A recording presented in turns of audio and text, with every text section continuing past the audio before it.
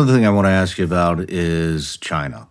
China was in negotiations with Taliban before we ever even left.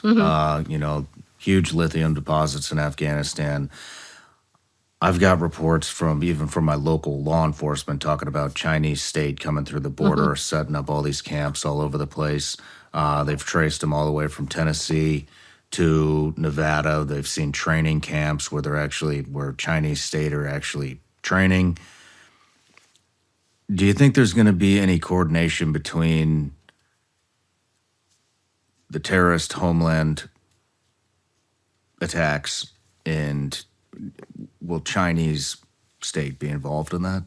So, from what I know, so there's two pieces to this. Can we do China and Russia? Because Russia's a big problem. They're trying to counter us as we're trying to counter them.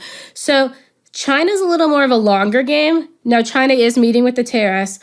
The place I have an issue with China is I do think China is going to find a way to use the terrorists as proxies. But the place I'm most concerned about is, you talked about the lithium, but there's uranium mines too.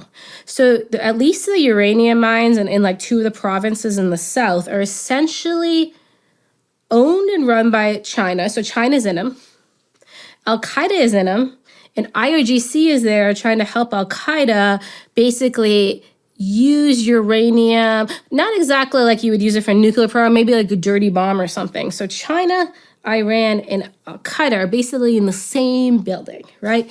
So think of that as they innovate on that and grow. If we go to war with China, I do think China will likely wait and use the terrorists as a proxy against us. Now that brings us to Russia, right?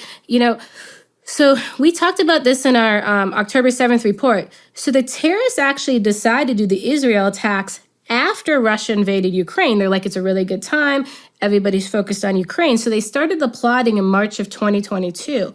When they started the plotting, the terrorists reached out to Russia and said, is this going to be okay?